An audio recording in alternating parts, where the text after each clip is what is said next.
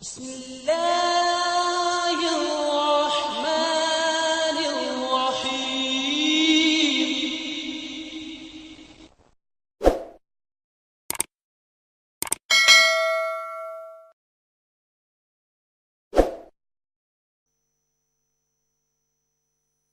اسلام سے نہ بھاگو، راہ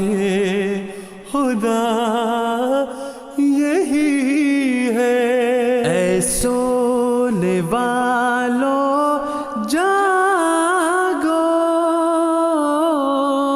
شمس الضحیٰ یہی ہے۔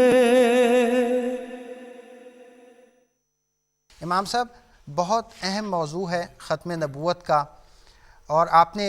جس طرح اقتباسات پیش کی، اقتباسات تو انشاءاللہ ہم اپنے پروگرام میں ساتھ ساتھ مزید پیش کرتے چلے جائیں گے، اور یہ ثابت کریں گے اور بتائیں گے کہ جماعت احمدیہ ہی حقیقت میں حضرت صلی اللہ علیہ وسلم کو خاتم النبیین مانتی ہے۔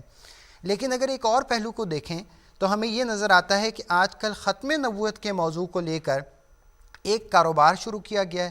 ایک سیاسی دکان چمکائی جا رہی ہے۔ اگر اس پہلو کو سامنے رکھیں، اور یعنی تکلیف کا امر یہ ہے کہ حضرت صلی اللہ علیہ وسلم جو رحمت للعالمین تھے، جو ہمیشہ امن کی تعلیم دیتے تھے، ان کا نام لے کے گویا زمانے میں فساد برپا کیا جا رہا ہے، تو اس بارے میں آپ ہمارے ناظرین کو کیا بتائیں گے؟ دیکھیں، آپ نے بالکل ٹھیک فرمایا کہ آج کل ختم نبوت کو ایک سلوگن کے طور پہ بنا کر اس کثرت سے پیش کیا جاتا ہے اور اس انداز میں پیش کیا جاتا ہے۔ میں سمجھتا ہوں کہ یہ واضح طور پر پتہ لگتا ہے کہ ان نعرہ باز لوگوں کو ہرگز ختم نبوت کا ادراک نہیں، ان کو معلوم ہی نہیں کہ کون سی بات ہے جس کے نعرے ہم لگا رہے ہیں۔ یہ ان کی پس ذہنیت ہے،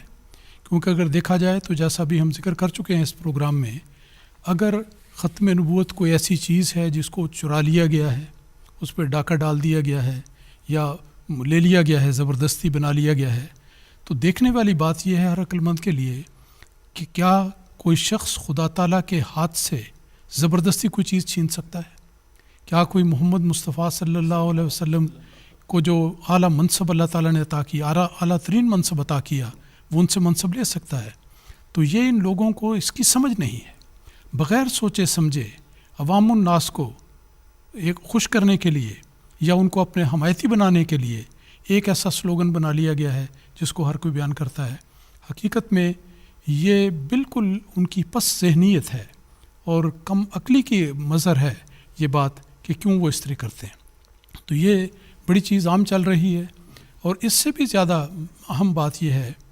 کہ جو نعرے لگانے والے، یہ تقریریں کرنے والے، یہ شور شرابہ کرنے والے،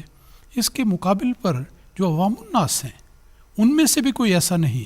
جو اٹھ کے اور ان کو کہے کہ یہ تم بات جو کر رہے ہو اس کی تو کوئی بھی بنیاد نہیں، اس کی کوئی حقیقت نہیں، تم ہمیں کیوں غلط راستے پر لگاتے ہو۔ لیکن افسوس یہ ہے کہ جہاں لیڈر گمراہ ہیں وہاں عوام الناس بھی اسی طرح گمراہی کے راستے پر چل رہے ہیں۔ امام صاحب، جس طرح آپ نے ذکر کیا، اگر کوئی بات کرنے کی کوشش بھی کرتا ہے تو اس کو دھمکیاں دی جاتی ہیں، اس کی بات کو دبایا جاتا ہے۔